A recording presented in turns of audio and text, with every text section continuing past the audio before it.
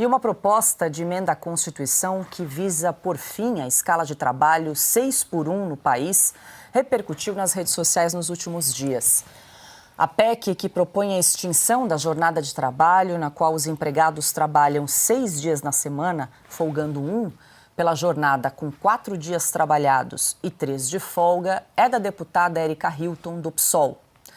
PT e PSOL lideram as assinaturas para protocolar a proposta, que precisa de 171 assinaturas para ser apresentada no Congresso. A Confederação Nacional do Comércio de Bens, Serviços e Turismo se manifestou hoje sobre o tema. A CNC afirmou ser contrária à redução do limite da carga de trabalho de 44 para 36 horas semanais. De acordo com a CNC, a distribuição na carga horária sem redução dos salários implicará diretamente no aumento dos custos operacionais das empresas, causando demissões.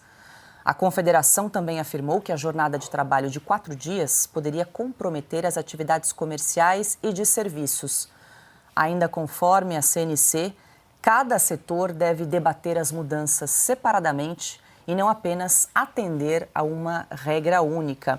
Piotr, começamos com você. Uma PEC que precisa ainda das assinaturas, que nem chegou lá, enfim, uma discussão sobre redução da carga horária. Lembrando que pela CLT, hoje, a consolidação das leis do trabalho, um trabalhador que é registrado precisa cumprir as 44 horas semanais.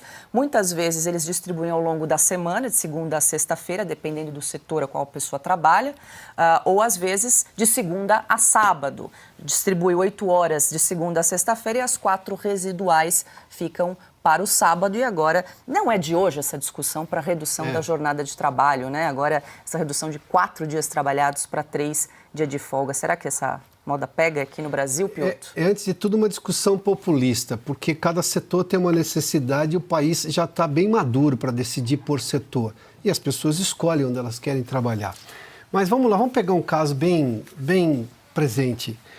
O mundo quer emigrar para os Estados Unidos, onde você tem regras trabalhistas muito mais, se eu comparar, por exemplo, com a CLT, muito mais fluidas. Você tem negociação de trabalhador com patrão, ou seja, por que as pessoas querem ir para um país onde, digamos, as regras trabalhistas, vamos comparar, tira o Brasil da equação, pega a França, na França é 35, né? Na França e os Estados Unidos. Aliás, começou a ter uma chegada de poloneses, sobretudo para a indústria de vinho francesa, a poderosa indústria de vinho francesa, porque os franceses não queriam mais colher uva. Sobretudo na região de Champagne, que é uma região mais úmida, enfim, mais fria. E aí os franceses não queriam mais trabalhar. Eu aprendi com meu professor de história lá nos anos 80 que os franceses iam colher uvas, os alunos, estudantes franceses iam colher uvas no verão. Não vão mais. Quem faz isso agora é polonês. Aliás, nem polonês, porque eles estão voltando para a Polônia, que é um país que não para de crescer na Europa. Mas veja só, eu tenho um país que hoje lidera a economia do mundo, vai voltar a ser mais poderoso ainda do que já é, e tem uma situação trabalhista, uma relação trabalhista muito mais difícil de você... É incomparável a regra da CLT. Aí, no país em que você precisa aumentar a produtividade, você precisa aumentar o ganho das pessoas, porque aqui tem demanda reprimida e as pessoas só não consomem porque elas têm pouco dinheiro, você quer mexer aonde? Na escala. E você vai tirar a liberdade das pessoas de negociar se ela quer trabalhar mais e vai impor a elas, ou seja, isso é de novo a lógica da república sindical. O sindicato decide e nesta categoria você não tem que trabalhar. É o tipo de coisa que o Brasil já não suporta mais. Isso o trabalhador consegue decidir por si próprio e cada grupo de trabalhadores de cada setor tem uma dinâmica.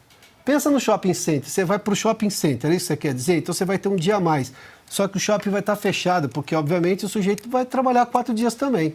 Ué, tá achando que isso vai ter mas vamos readequar as escalas. Não funciona assim. É muito populismo. A esquerda estava desesperada por uma pauta e jogou isso, e vamos ver. E aí, claro que você vai falar para o cidadão pouco informado, trabalha só 4 dias e folga 3. Bom, é natural que as pessoas queiram isso. Tá, mas com que condição de ganho? Na efetividade, o que ele vai ter de fato? A empresa vai conseguir suportar ou vai fechar as portas e o dono vai viver em outro lugar? Esse é o tipo de coisa que precisa ser levado em conta numa discussão madura. Agora, quando é populismo, dá nisso. Isso é populismo sindical de uma esquerda desesperada por uma pauta. É só isso, porque na essência não está se discutindo de verdade as coisas. Piotr mencionou os Estados Unidos. Deixa eu passar para a Ana. Tem discussão aí, Ana, de redução da jornada de trabalho? Aí o trabalhador ganha por hora, né? Exato, Paula. Eu ia trazer exatamente o ponto que o Piotr mencionou. É isso. E essa eleição, eu acho que foi uma claríssima resposta, não apenas nos estados que são comandados pelo Partido Republicano, mas em todo o país, inclusive aqui na Califórnia, onde alguns legisladores democratas tentaram passar leis muito parecidas com a nossa CLT, que amarram esse relacionamento, né, do mercado livre, do capitalismo entre empreendedor e empregado, ou seja, quantas horas você quer trabalhar, de que maneira você quer trabalhar, tudo é conversado e essa eleição foi uma resposta a isso. Tire o Estado das minhas costas, tirem o Estado do meu bolso, da minha vida, dos meus debates, da minha liberdade de empreender, de trabalhar. Deixe-me produzir, pelo amor de Deus, o Estado tem que ser mínimo, mínimo, mínimo. Então, essa proposta, né, do fim da jornada de trabalho, eu acho que nós precisamos voltar à nossa bússola econômica exatamente, eu não digo nem para os Estados Unidos como um todo, mas para essa eleição. Ficou muito claro que Donald Trump ele virou com dados democratas em todo o país exatamente dentro da pauta econômica, liberdade para empreender, para produzir, para discutir com o seu empregador. E é isso, essa tem que ser uma das pontas, dos pontos principais da nossa discussão econômica, que o ministro Paulo Guedes mencionava muito: corte de impostos, um mercado mais aberto para que as pessoas possam empreender, o Estado só, eu não digo nem interferindo, porque hoje é interferência, a palavra é essa, mas o Estado sendo presente apenas no que é necessário e nada mais do que o necessário.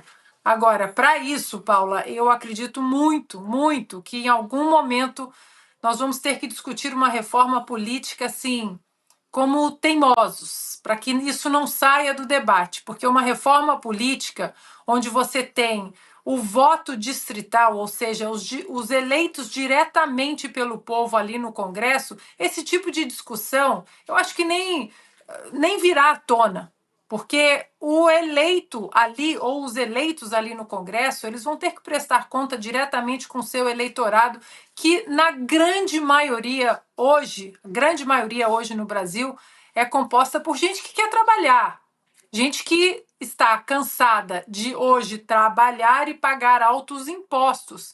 Então as pessoas querem liberdade. A gente tem que começar a medir o nosso progresso econômico não em quantas carteiras assinadas, mas enquanto cada cidadão brasileiro está produzindo. A sua renda per capita, o quanto a vida de cada pessoa, cada família está sendo conduzida pelas mãos da própria família e o progresso sendo trazido pelas mãos das próprias famílias e não por uma ajuda governamental.